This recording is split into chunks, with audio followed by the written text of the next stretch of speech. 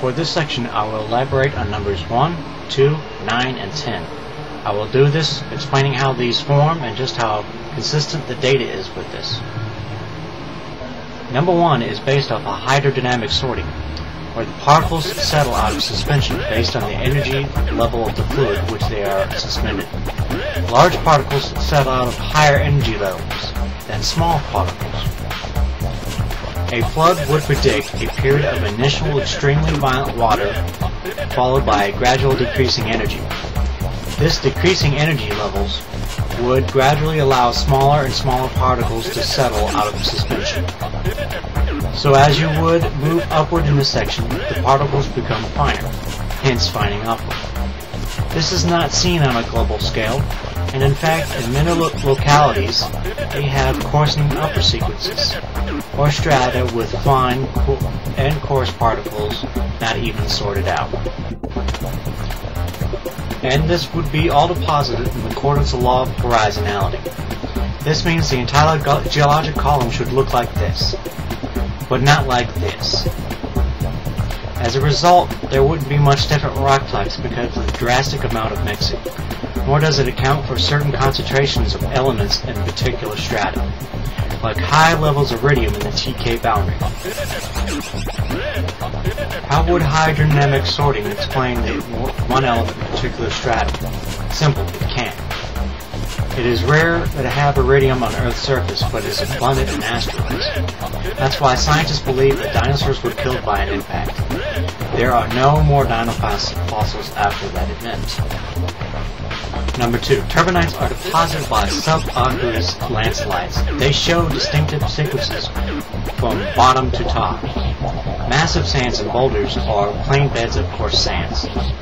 Climbing ripples are of medium sands, and starved ripples are of fine sands and silts. All topped with mud. Being underwater for nearly a year, much of the sediments would have to be loose and still shifting, making a requirement to be almost endless amounts of turbinites. However, the rock record is not predominantly made up of turbinites.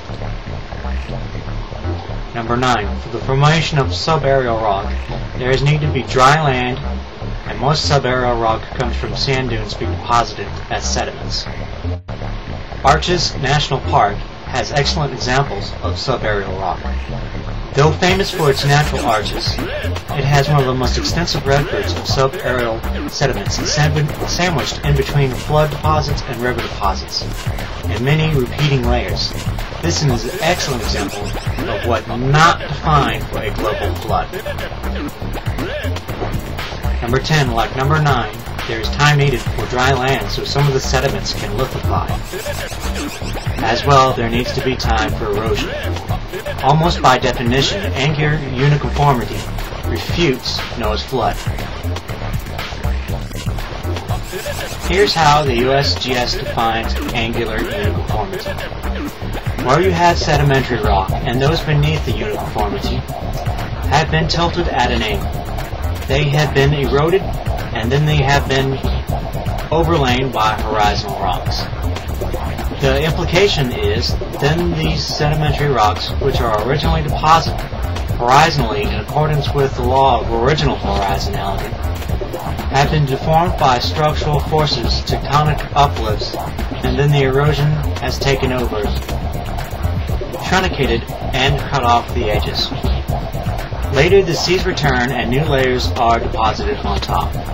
So the implications of the angular uniconformity is that there has been great time lapses between the original deposition and the subsequent deposition.